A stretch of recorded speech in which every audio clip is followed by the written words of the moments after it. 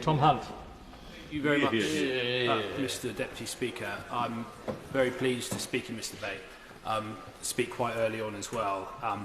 I was pleased to support the policing bill, and I'm pleased to support this bill as well. It was disappointing that some of the amendments for that bill were defeated in the other place, but which has made that this bill is very timely in terms of strengthening and going further when it comes to much of what was good about the previous bill. I think there is a clear distinction here and a difference between what I think everybody in this place would want to defend, which is peaceful protest, and what we see demonstrated by a very, very small minority of people who seem to have very little consideration for the welfare of others and for the general economy. And I think that this bill makes that distinction. I don't see anything in this bill, just like I didn't see anything in the policing bill that threatens peaceful protest. That is not on the table today. What is on the table, though, is a bill that seeks to strike the balance right between allowing peaceful protest but also putting clear limits in place when it comes to reckless activity.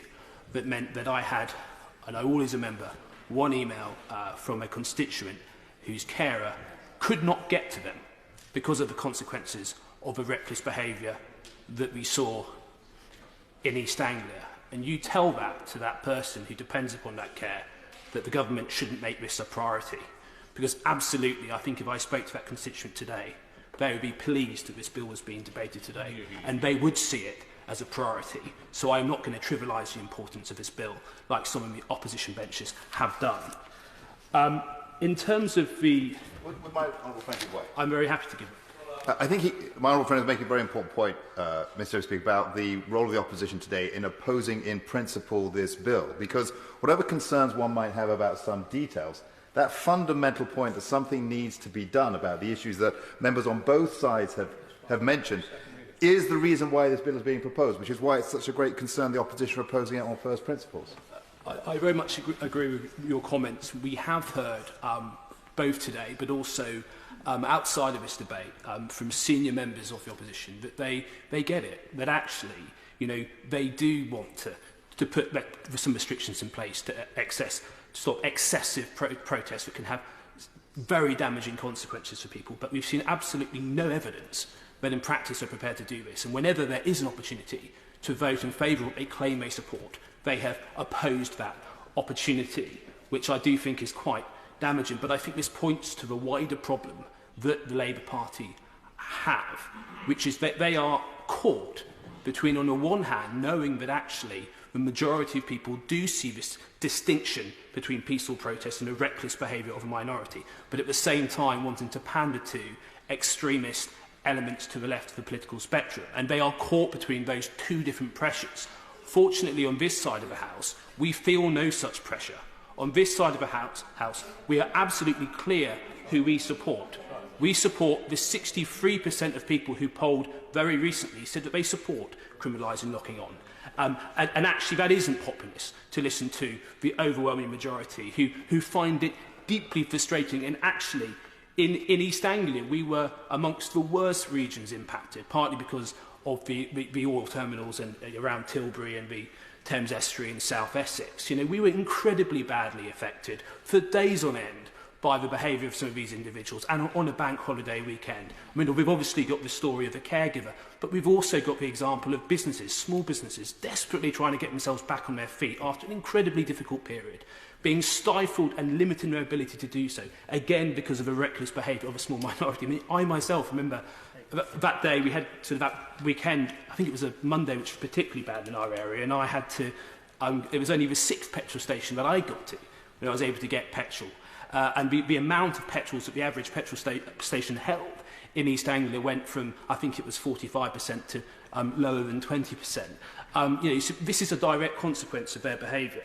I welcome the fact that we are introducing these new criminal offences for some of the most reckless behaviour when we talk about individuals who go onto the M25, you know, and block, you know, hugely strategic roads. It's dangerous to themselves, it's dangerous to drivers, and it causes immense disruption. And that targeted action that the government have taken to prevent this reckless activity.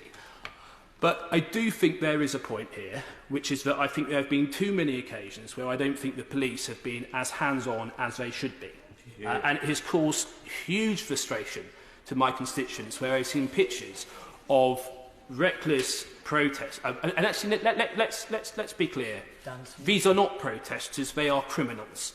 You know, so I'm going to stop calling them protesters, because at the point to which they decided to sit down in the M25 and endanger themselves and others, they cease to be peaceful protesters. So I will unashamedly call them criminals. You know, when these individuals take that decision, you know, why are we seeing images? Why are we seeing images of police forces just, you know, frankly, dilly-dallying, dancing around and doing very little? Why are we seeing that? You know, why is it the case that when the roads to key oil terminals in South Essex are blocked, why is it the case that the police can't immediately go in there and intervene them and move them off with no pause and no delay whatsoever? So yes, this bill is a step in the right direction. I very much hope it will create a powerful deterrent when it comes to preventing this sort of activity. But I also believe that a firm signal needs to be sent to the police that there have been times on occasion where perhaps they haven't been as proactive as they could have been in moving some of these individuals on. Mr. Deputy Speaker, I've spoken about the opposition and what I think of their views on this matter. But I would also say that some of the comments made by organisations such as Greenpeace, Amnesty International, I think have been deeply regrettable. I think trying to compare the measures in this bill with measures promoted and implemented by the sort of Putin regime and the regime in Belarus, I think is deeply demeans the whole argument, and I think it doesn't do them as an organisation a service whatsoever. If they cannot, in their own mind, make the distinction between peaceful, legitimate protests and the individuals we see in Russia who are campaigning for democracy, for free speech, and to live in a world without persecution, without fear, if they cannot find the ability to distinguish between them and the behaviour of individuals who have got every democratic channel open to them, but just want to get their own way. And frankly, it's not enough for them to say, oh, I've used every democratic channel open to me and I haven't got exactly what I want, so I am going to disrupt and undermine our economy, divert police resources. That is not good enough. Mr. Deputy Speaker, this bill, I'm not going to give way, this bill provides evidence, further evidence, that this government and members on this side get the difference between peaceful protests, and they understand the anger of my constituents and the constituents of others who are sick of being in hop to an extreme fringe. We don't have the conflict that exists in the Labour Party, and I welcome this bill. Roger Hallam.